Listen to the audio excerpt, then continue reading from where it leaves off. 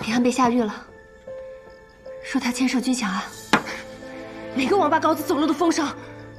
我怀疑是袁绍成。之前平安设局，害他被度量拷打，看来是怀恨在心了。有这个可能，不过什么？如果是他，为什么现在还没有人来抓我们？不是他还能有谁啊？平安早就跟我们说过，他这个人狡猾又残暴，他做出这种过河拆桥的事一点都不稀奇。到现在还没来抓你俩，指不定还憋着什么坏水呢。是下的大理寺狱吗？不，是被丽俊带走了。完了，落到他手里那可真是生不如死。我现在就要去救平安。彩莲，不能自乱阵脚，先想办法。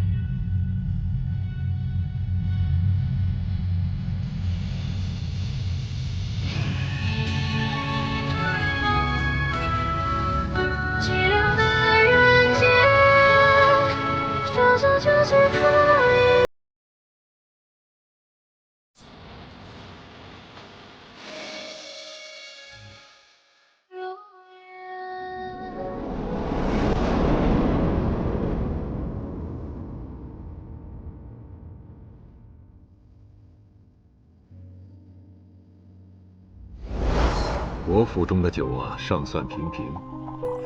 等你升了官，我带你去梅府品鉴更好的酒。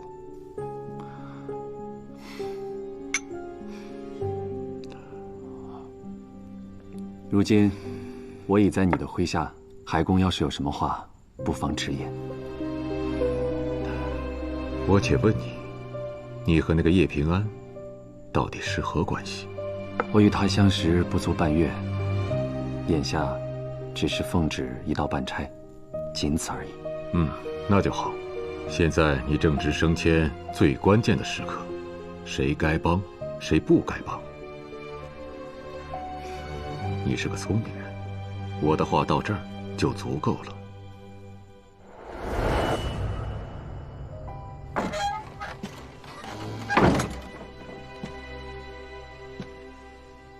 今夜你可是立了功，怎么这副模样？没什么，我就是有些惋惜罢了。惋惜？哦，原来是因为那个叶平安啊。初次见到他的时候，我只觉得他是个骗子。后来呢？后来觉得遇上他这条毒蛇，还真是棋逢对手啊！能让你成为对手的人可不多啊。究竟是谁要他死？你不说我也知道，是海一平吧？你不用这么看着我，能让你左右权衡的，眼下只剩下这位海尚书了。平时我只是懒得动脑子，你以为我真傻？哥，平日里我只是嘴上不说，可我心里知道，但凡人前有出头的机会，你都会主动的让给我，为的就是让我立更多的功，因为只有这样，咱们才能替盲狗人更快的脱离剑疾。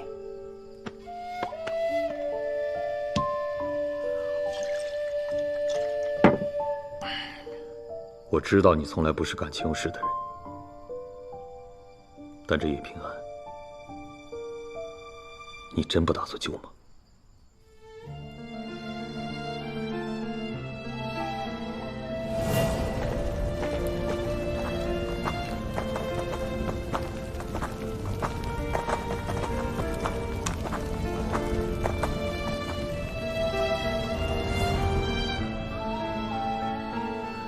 既然还犹豫，不如让老天做个决定。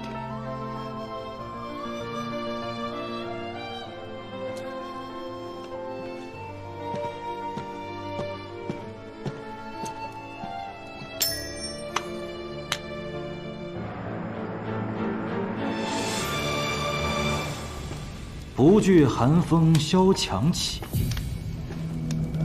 只待梅香扑鼻来。用刑是门技艺，你身上的这些伤，正如朵朵红梅绽放于黑夜。你看，像不像白雪洒落枝头，腾出的汗油有体香，整整契合这句诗，连我都佩服我自己。立功深谙，原来这么喜欢玩花把式。说说吧，军饷莫名失踪，背后究竟是怎么回事？又是谁指使你犯下这弥天大罪？那个幕后主使，今晚不就在那儿吗？你指的是袁嗣？当然是杜良。军饷在他府上，我也在他府上。若军饷是我盗的，便受他指使，他才是主谋。把一切推给一个死人，你觉得我会信吗？他一个五品郎中，敢私吞全部军饷，还都藏于自己府上。就算他敢，也必定有人给足了他胆子。你说呢？这才是你想要的呀！其实你根本不用给我用刑，我全都会找。你让我要谁，我就要谁。将军、尚书、宰相，是不轻不重的小罪，还是灭族大罪，我都签字画押。你听，刚到亥时，你这副模样，多败兴！我可是为你准备了漫漫长夜，我心想出了很多种刑法，都还没有叫人试过。金汤刑、蛇海刑、骨笛刑，没有刑法，公子就出不来。我明白，世上玩过那么多案子，是哪种人士最让你兴致高昂？我猜是高官贵胄，看着他们从高胆的折尽宁潮，尊严一天天被你撕碎，这种反差才最让你快活，对吧？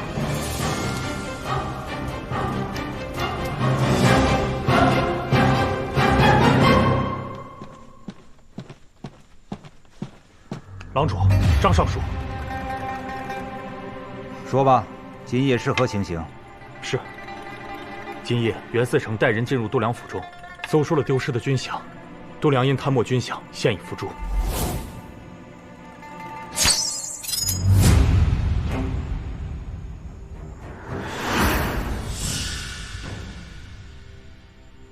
是意外磕死的。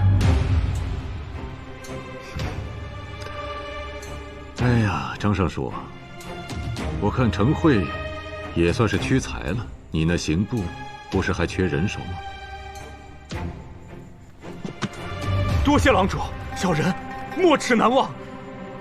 你妹妹还有你老母亲，我也会让人好生安置的。多谢郎主。起来吧。是。还有那个叶平安，也已被厉郡押入大牢，正在连夜审问了。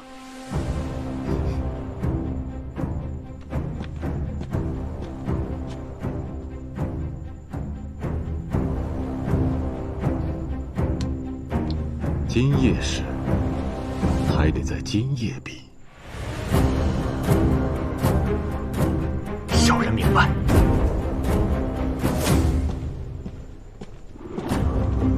此等大案，刑部需要拟个奏章报进宫里，也得明日了。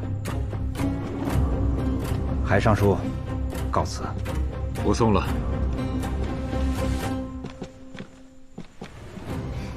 派人盯着程慧，看他到底能不能除掉叶平安。是。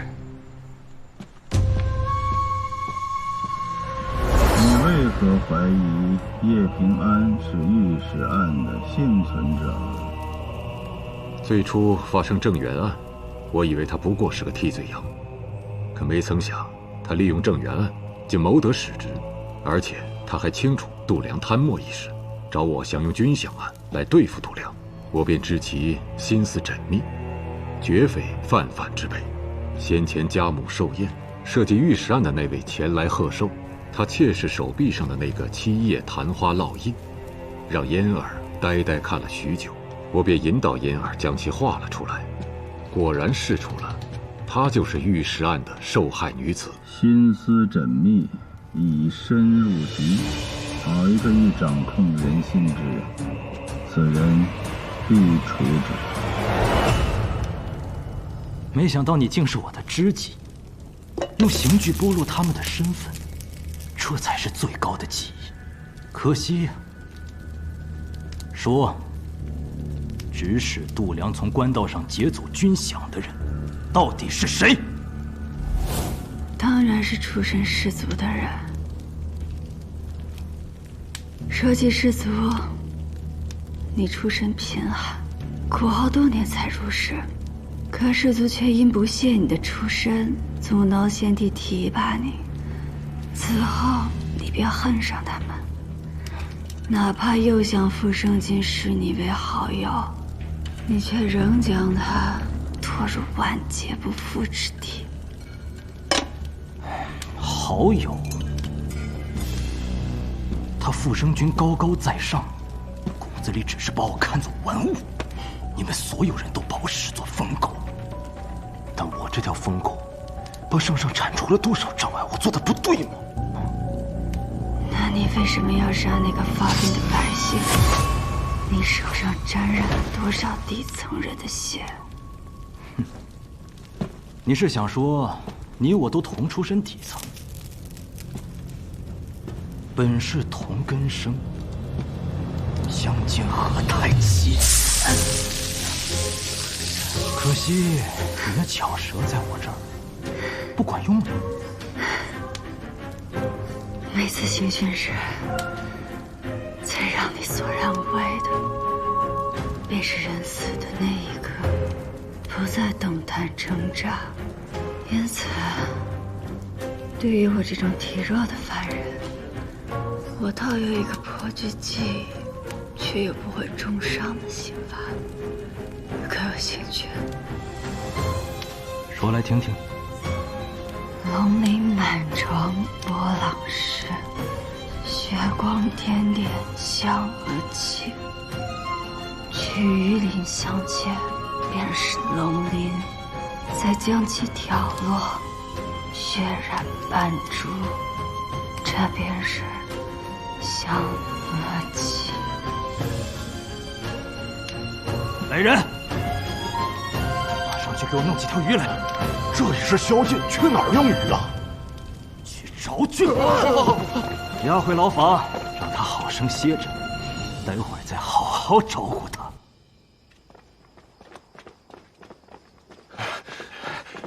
这都什么时辰，咱去哪儿找鱼去？他折腾犯人就算，还折腾我们。哎呀，就是。鱼？平安是想告诉我们什么？鱼离不开水，是指有水的地方。平安能传递的消息极有限，所以应该是最具体的地点。那就是黑市。没错，能在宵禁之后买到鱼的，只有黑市。我明白平安的意思了，我们得赶紧过去。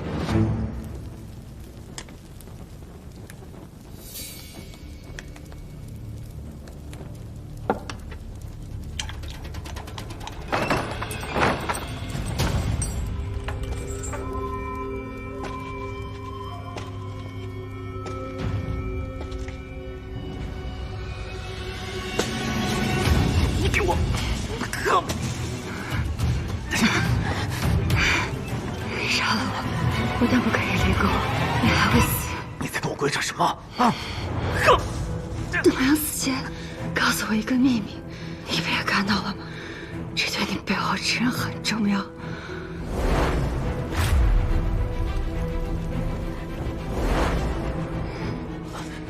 他跟你说了什么啊？董阳行贿了很多人，他将跟那些人的交易记录成册，然后注释。这本名册也会公之于众，你背后的人就会倒大霉。可如果你拿到这本名册，就是大功一件。那他在哪儿啊？说。黑市鱼店。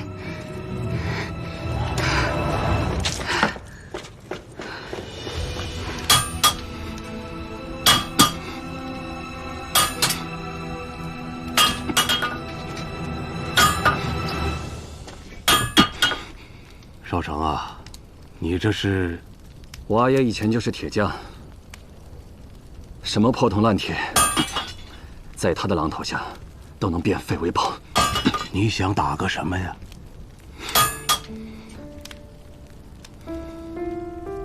给自家人的腰牌。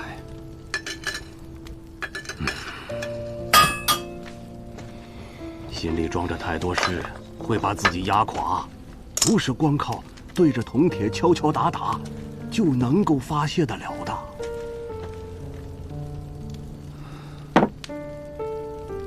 古树，你知道吗？有的时候，我觉得自己的双手很脏，所以我不断地用酒去冲洗，可怎么都洗不掉上面的血腥味。之后我的心就会变得更硬。其实，你若插手审问军饷案，那叶平安就此刻最重要的是获得美党的倚重。每个人都有自己的路要走，既然选择了，就不应该将希望寄予在别人的身上。我是这样，叶平安也是如此。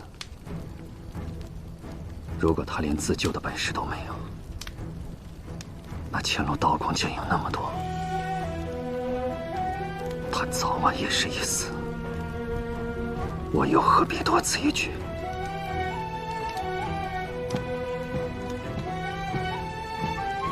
有人要杀你，为什么？因为度娘死前告诉我有本行贿的名册藏在黑市。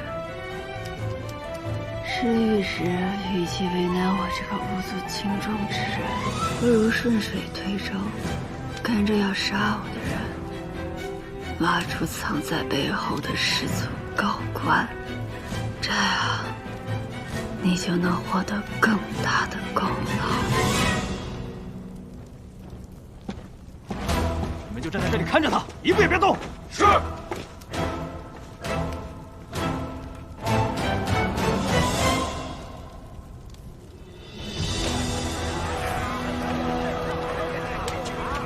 来，看一看，都是稀罕玩意儿啊！随便看，来看看吧。哎，别走啊！哎，看看，都是好东西啊！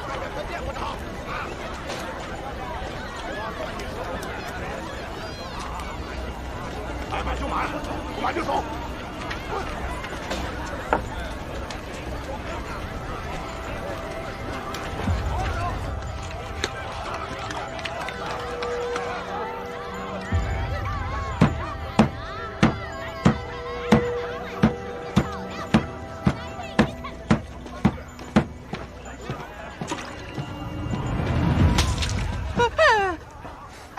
老板，来买鱼的吗？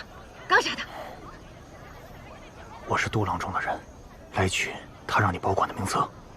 名册？什么名册？我们这是卖鱼的，没有你说的那玩意儿。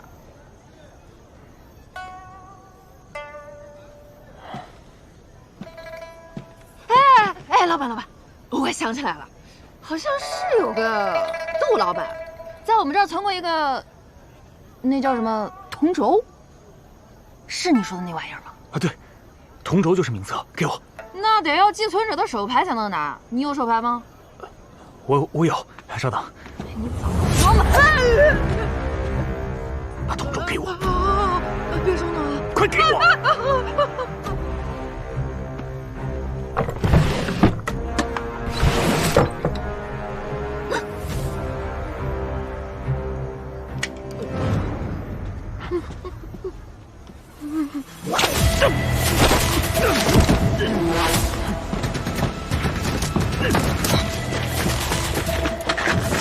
试试，追！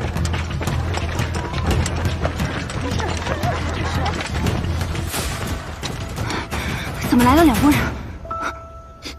配合的不错，一定是平安诓他们来找度娘的名册，以此来拖延时间。我给了他个空的铜轴，还好你反应的够快。不过铜轴应该很快就会露馅的，能拖一刻是一刻吧。丽君之所以在这儿，那就是平安想让他这条恶蛆去咬该咬的人。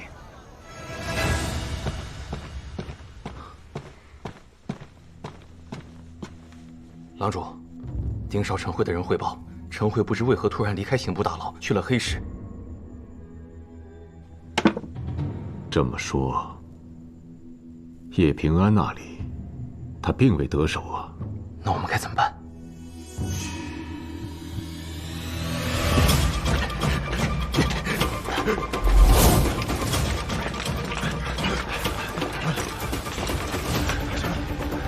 分头追！是。陈慧，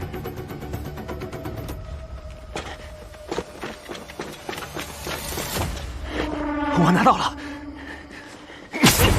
海公会照顾好你的家人，放心吧。在那儿！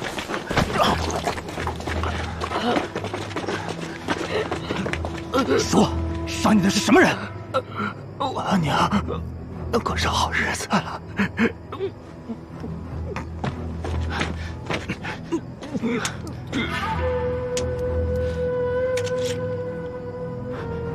试一试，里面是空的。这么短的时间，他们应该来不及拿走名册。难道我们被耍了？竟敢耍我！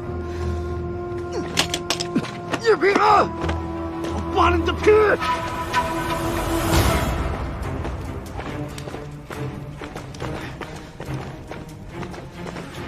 试试。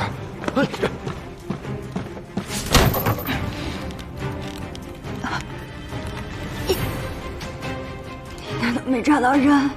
抓个屁！那个叫程辉的都被灭了口，你说的度量名册根本就是子虚乌有吧？想利用我帮你抓到背后的人，嫌疑未脱就敢欺骗本官，这牢里的刑，我先让你尝个够！捕射人刀！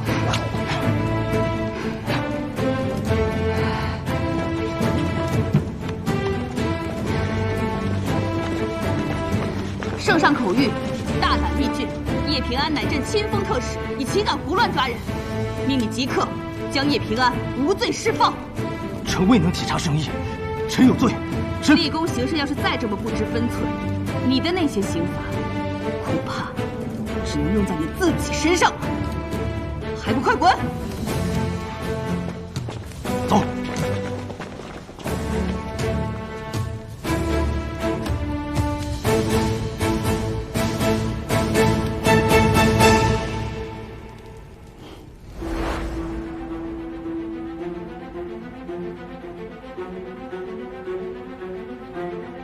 你这么急着见朕，可是军饷案有了什么进展？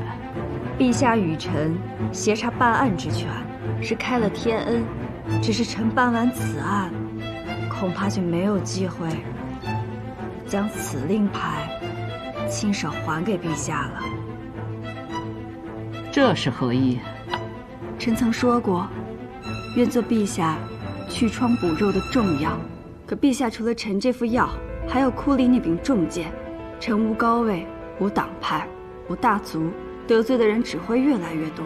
只要他们罗这些臣的罪名，那柄重剑一挥，臣这药罐子只怕就得粉身碎骨了。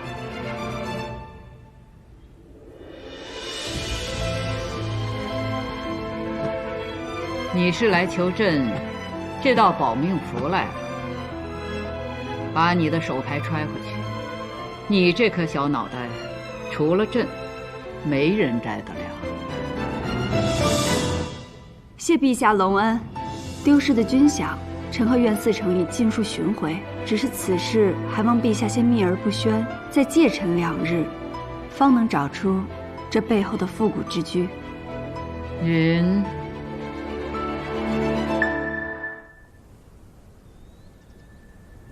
袁绍成忠君体国，恪尽职守，于军饷案中立首功，现由大理寺丞擢升大理寺少卿，钦此。臣叩谢圣恩。朕登基以来，先有越王之乱，后有文臣之治，有些人便趁机浑水摸鱼，寅吃卯粮。像那傅生军，横霸良田千顷，逼出不少流民来，早就该好好的治一治了。可朕身边信得过的人不多呀。臣虽出身微末，却有志铲除贪官污吏，为陛下肝脑涂地。天下言价日长，其中必有蹊跷。显而提起，户部郎中杜良暗地里勾结了一个叫齐君山的商人，以赌方名义行贪墨之事。你从他身上查。是。他不过是一根藤草而已，要紧的是他倚仗的大树。朕之所以不动某些人，是因为还需要照顾士族和前朝老臣。你可明白？臣明白。臣定不会让他们察觉，扰了陛下统御天下之奇举。曾公今夜暂且在我府上歇息，请。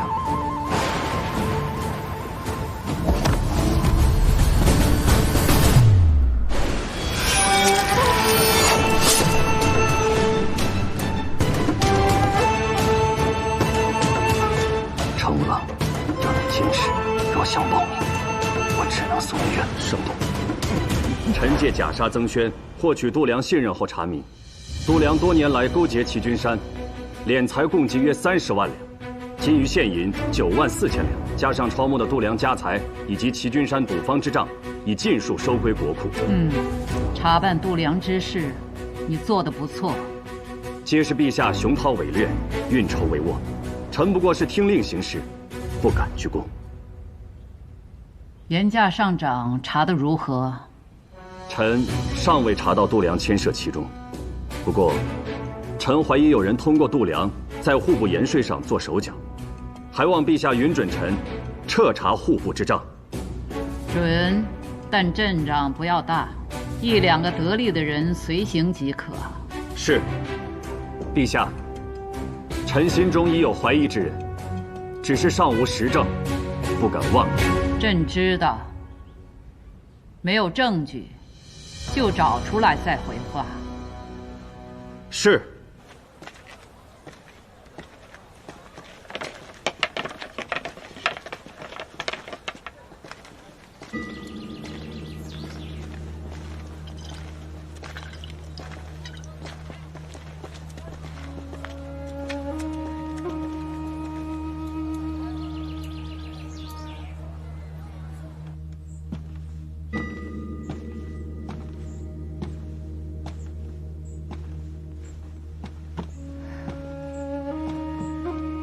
恭喜你啊，官升2品，腰带不错。你就不怨我没有对你施以援手吗？为什么要怨你？你我又无朋友之意，各为其利罢了。何况你在升迁的重要当口，更不能与我这获罪之人有所牵扯了。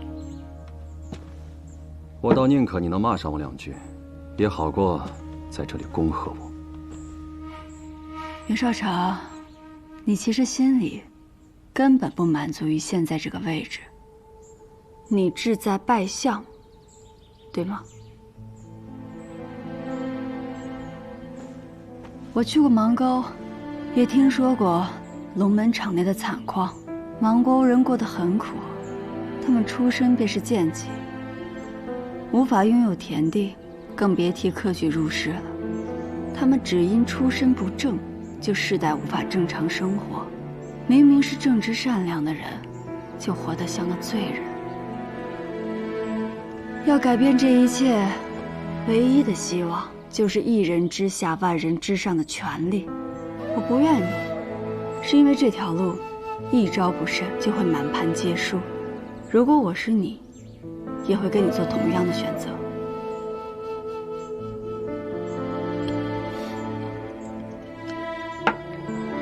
好啊，没想到知我心者，竟是一个与我相识不过数月之人。来，我敬你。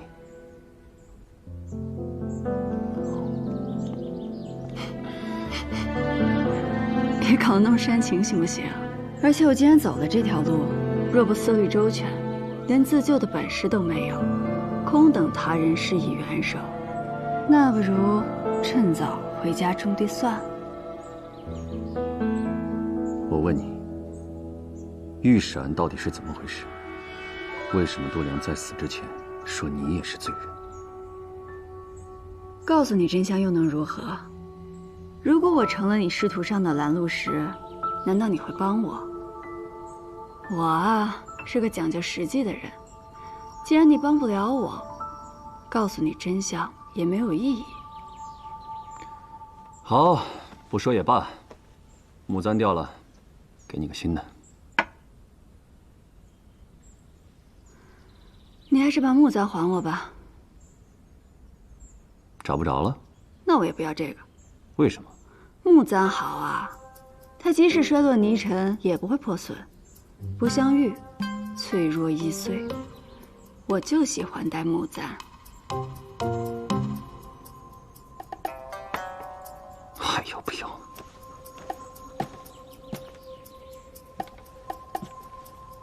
你的伤势怎么样了？想知道啊？给你个机会，帮我换个药。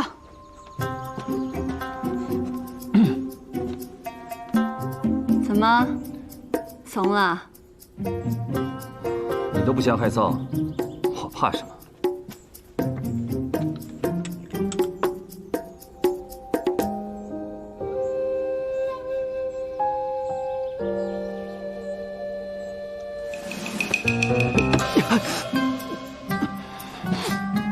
真当我不记仇啊？一报还一报。毒蛇，刚才还知心人呢，这会儿就毒蛇了。毒蛇又怎样？你这豺狼也好不到哪儿去。哼，自己换吧。